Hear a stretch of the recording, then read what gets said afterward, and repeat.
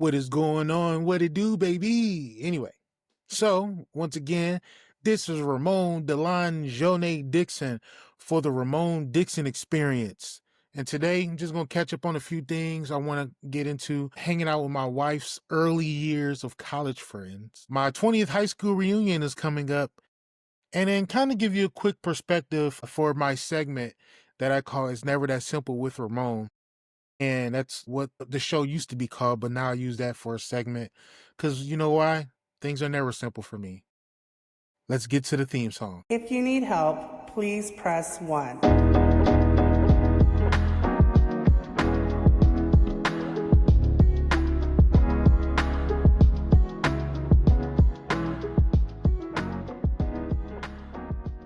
What's going on, everyone? Hope all is well. Hope y'all doing well. Hope just love, peace, and prosperity, as they like to say. So just kind of give you, something that happened over the weekend. So original plan was we're supposed to be hanging out with some friends, and it's friends that Sarah went to college with right after high school. She graduated down in the valley at Pan Am. Well, it was called Pan Am at the time, but it's a little small town in the middle of Yeehaw called Cisco, right near her hometown in Northwest Texas. And she had her early college year friends. And, Sarah was a interesting person around that time because you young, you having a good time, enjoying life. She tells the stories about her parents and when she was in band and random stuff she'll get into and so forth. But meeting up with her friends is, some of the first time they've seen each other in a long time. And I think it's interesting because the original plan was we supposed to all hang out this Airbnb for the weekend and so forth. Unfortunately, one of the friends, like a week before we was all supposed to meet up, passed away. They went, they their body was found in the lake. They usually go out there and fish. I don't know too many details, but it's unfortunate. So changed all the plans, but the friends decided to meet up before they go to where he was living at to his funeral. And the spirit that they still have to hang out and just catch up on things. And I think the interesting part of especially being a significant other is because when you don't know people, you don't you hear little things, you're prepared for whatever comes around about being around the friends and so forth. Is it's gonna be random stories and inside jokes you have no idea about, right? But it's one of those things where I think, so now that as we've gotten older, I wonder how once upon a time prior to social media, people really wasn't checking on, unless you live within proximity or you always kept up with certain people or hang out the same spots as you get older from your 10 year to your 20 year and on and on. Social media keeps people kind of in the loop of what's going on in their life. You don't know the details, but for what they post, you can just kind of see what's going on the surface. So, he was able to do that, went to Houston, pull up for a day. The next day they had drove another 3 hours northeast to the service, and we ended up heading back to San Antonio. But it was cool. Like I appreciate being there and having a good time. We was drinking. I took us one of the places, and it's called Cena, something like that, over in the Katy area, and margaritas was good as hell, strong the motherfucker. So yeah, that was good times. Also, to get into what's going on next segment. I'm having my own reunion, but it's my high school reunion. So I graduated high school 20 years ago. So class of 2005. At the time, it was called James Madison Memorial High School. And, some of the people, obviously, once again, you see everybody on social media, the life. Some people not on it, don't really care for it. But, kind of have a meetup for the 20 years. And I look forward to it. I think that with me, my high school years, my years in Madison mean so much to me. It was some of the most important years of my life because I finally was I knew how I felt to be a kid, a teenager. Growing up, when I lived in Market, I did an episode about it, but I was so caught up in like the idea of like motivated to get out of there type of thing, right? Because what you surrounded by, and the shit can be really depressing. And you know, moving to Madison, I was just able to enjoy. And the thing about it is like now with kids, more than ever trying to figure out who they are, or the type of groups they hang out with, or they want to be more socially aware. when you younger, you notice little things, but you're not really thinking about that. Like you just like, yeah, you go to school and it's majority white kids and so forth, but I was just like, man, you find your group of friends, you kick and have a good time, man. And it was the type of thing where even when I looked at, all right, so we had a 10-year. So back in 2015, it was around Thanksgiving where I was able to fly into town and we had met up. You see people you cross paths with and they come up to you and for me, I was fortunate because I was just cool with everybody. Like I had my group of friends, but I was chameleon. Anywhere you put me, I was going to be at. So I think it was really cool that there were people who came up to me and they remember me and they just always was like showing love and I always treated them well with respect. And even if they were quiet or viewed as nerdy, I think that they just always appreciated, like, man, Ramon, you was always a cool guy to me and things like that. And I actually like that. I think that's pretty dope because sometimes people don't have the fondest memory of high school or the people who picked on them and talked about them or just ignored them or act like they didn't exist. And I think sometimes with some kids, when they feel invisible when they're younger, unless their college years, they start wilding out. It's hard to recover from that you know, because you spend your life thinking about, that kind of that affects your identity a little bit. But what's kind of interesting is things were different back then in 2005 compared to where it is now because you are more affected what's going on within the proximity where you are.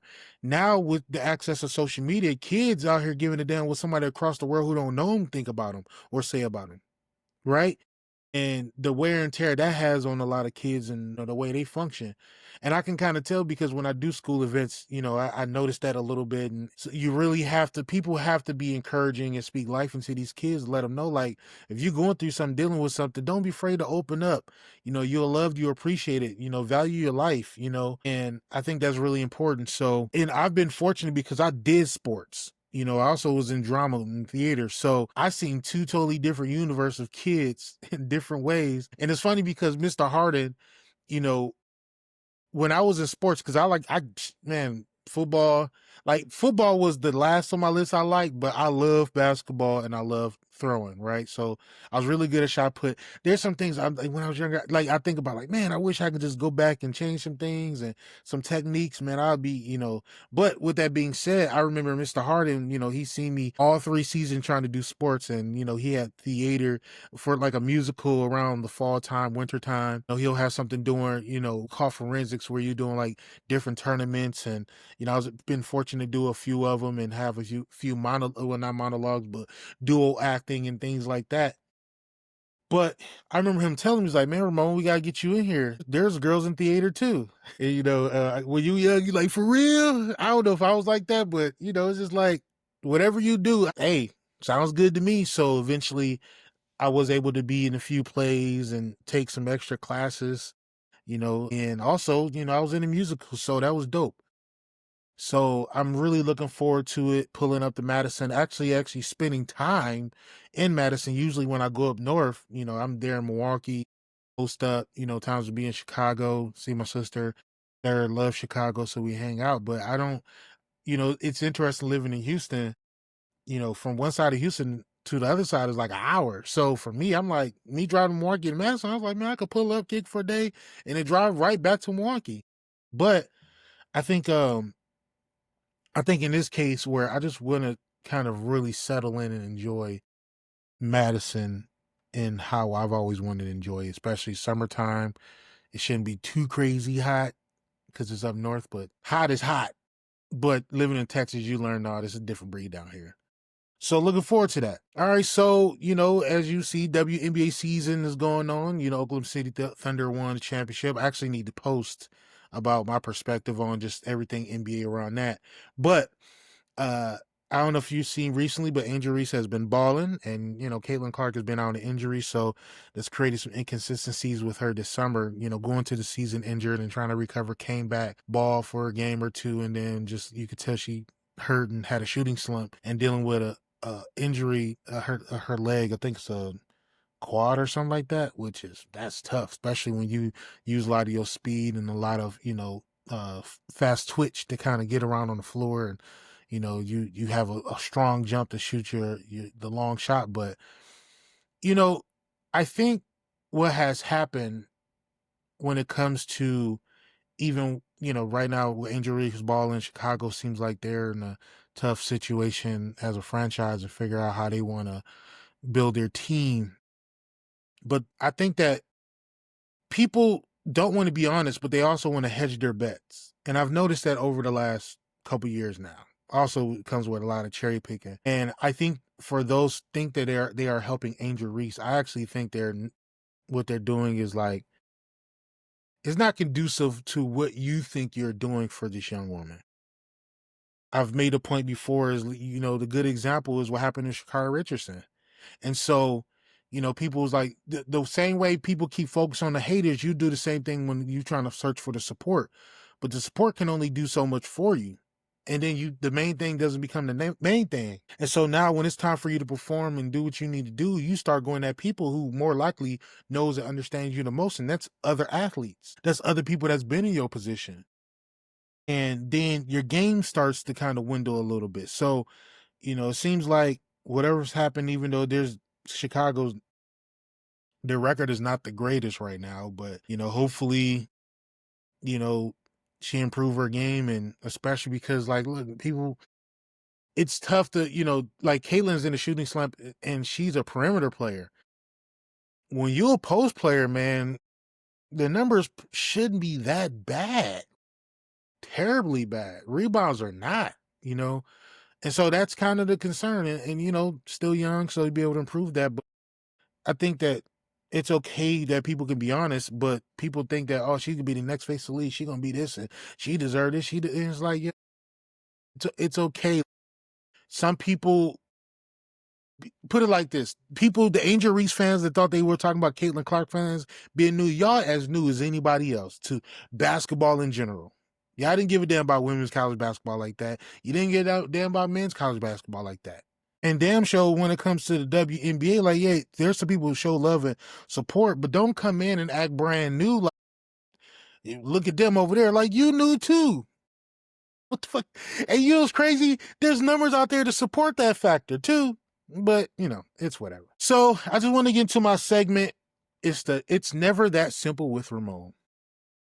So, there's so many things going on in the news, social media. I have a bigger point about social media and how people talk about it, especially when it comes to things within the community that's being discussed in mixed company, which I just kind of have to take an L and just say, yo, y'all like that shit.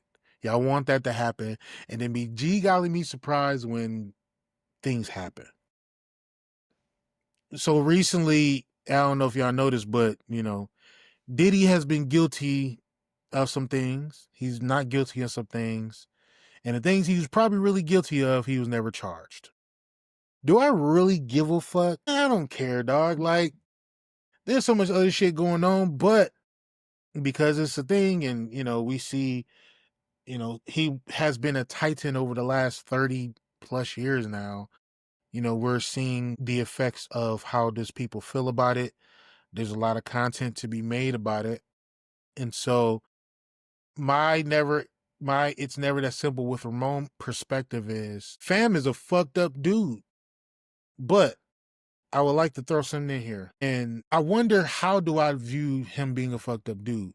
Right? Is because this is not a win for men, not a win for black people. And I think but it's also a reminder like how we should be careful and how we allow the system to move and whatever their motive is.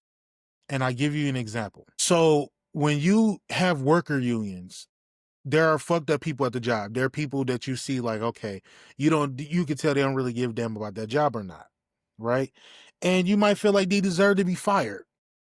But if anyone has ever been a steward or a part of a union, have done these meetings and so forth, you know that that person might not change their ways, but it's a process that is important. And that process provides the protection of the 98% of the employees who's doing right everything they can, right? Where the mistakes will be the mistakes. But overall, that's what it's there for.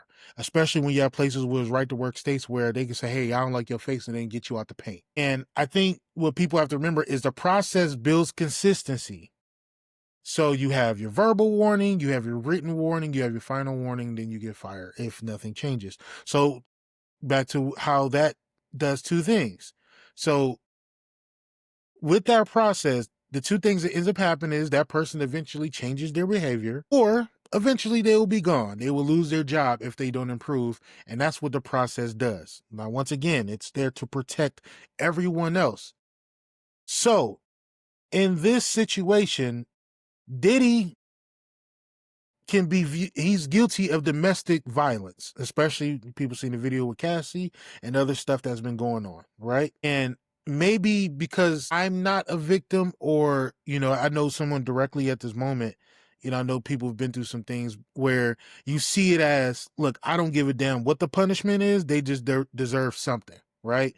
So that's context to all this. But I do also the reminder, I just think that we have to be careful in how we allow the system to move and how they move, because once again, the process is to protect the ones who don't have Diddy money and who's more likely going to be a victim to the system and how they are. It's too many stories when it comes to innocent people or someone got the heavy hand for something petty.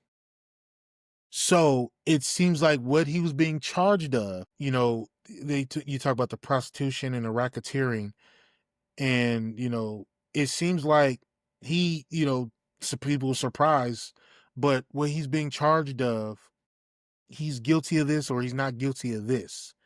But for what he deservingly should have been charged of, he wasn't been charged of. There's been some changes where it prevents that from happening. But once again, frustrating, how no matter how frustrating that is, we really have to, people are valid in their feelings. Even if you're a rational thinker, even if you're an emotional person, even if you're logical thing, you have validity in that. The thing about it is, there's a reason why we see the system be able to get away with shit the way they do, is because they know when it comes to some of the reactions of, yo, just do what you got to do by any means necessary, because that is part of what they're going to do anyway. And it kind of gives them the okay about it. Right. And the reason I'm very careful about that is COVID really, like I've always felt this, but COVID really put a stamp on this. So we already know our states, depending where you live, or everywhere, but the country overall is fucked up on a lot of shit, right? And they can be really harsh on a lot of things about, they just telling people what they're going to do. The government just lay a hand. They're powerful in that. I think we're seeing that recently with, I can't think of the bill right now. Who cares? But I'm not saying who cares. It's just, I can't think of it right now. And I don't feel like searching for it. I'm in the zone right now. But damn, where was I? So the thing about it is, during COVID, living in Texas, we were the last state to close, but the first state to open. Right. And so people are talking about how dangerous COVID is, how we are literally living life of the unknown. And in the process of living life of the unknown, the people that had the complaints, which I'm still confused, because it's like, so you trying to tell me you miss sitting in traffic for an hour before work, go to work, be around people you don't give a damn about, just to go home and sit in traffic? You know what I mean? Like, you spend 10 and a half, 11 hours a day of shit you don't give a fuck about. And then that's why people have all these vices. But anyway, so when people were like, hey, I want the state to open, I miss doing this, I want to do this, I want to do that, all these different things. So people have decided to start marching down at the state capitol to protest open back up, right? Now, the thing about it is that we would get a real answer if the government gave a fuck about us, if they just open back up. Hey, man, we're going to open back up. And let's say we did everything we're supposed to do, right? But in the same breath, we here right now. Maybe part of why the government was able to do what they were supposed to do, what they did, was they seen people marching and they said, open back up. And the state was like, hey, man, that's what y'all wanted, man. So we'll do it. So you really, like that, you gave them permission to do something they were probably going to do anyway. But in the same breath, for people always wonder if the government give a damn about us, y'all really made life easier for them to not really have to show their real hand. That's the type of shit that people really have to be careful about. That's what I think about a lot. That's what I'm always like, man, we just should have did that differently. We give a different perspective about it. And so that ultimately is my point of view about all of this. This is one of my long, it's never that simple with Ramone segments, but That's my perspective about it is we have to be careful in how we discuss these things, which means that this is not a discussion for everyone. Some of the discussions that people have require some nuance, some context, some perspective, some information. And then we go into our gut feeling. Then we go into what we think or we theorize or we go into our hypothesis. But overall, some discussions, it's okay with some of you motherfuckers not being part of it. I don't like it's okay. Like, think about this. My brother, AJ, I have friends who know certain things about technology. I have people who know shit about cars that I don't know. And think about I can kind of engage in a little shit. You know what I mean? I know what rear, I know how to put car in reverse and put it in drive. You know what I mean? Like I can look under the hood, like, oh, that's an engine. Other than that, every fucking thing else, I'm like, well, think about it. It'd be strong, ignorant in my point of view. Like, and everybody look at me like, oh, okay, and then keep going what they're going. Cause why? I don't know what the fuck I'm talking about. And the thing about social media, everybody decided to do that dumb shit. Stop it. Quit it. In the words of Michael Jordan, get some help. So yeah, that's my never that simple with Ramone in long form. But yeah. So I just want to give you a quick episode. I know we about to hit 4th of July weekend. Please, I stress this. Look, I don't do fireworks. I don't. I don't trust people with fireworks. I grew up where motherfuckers will have a little firecracker, just like this, and throw it. You be standing right there, bow. I heard a story how my uncle, rest in peace, Chris, my uncle Chris, messed up one of his eyes because of something like that, right? So all I know is, we already feared last week that we was probably gonna go World War III. And unfortunately for our Independence Day this weekend, through the whole weekend, it's gonna sound like a war outside. So y'all be careful, y'all be safe.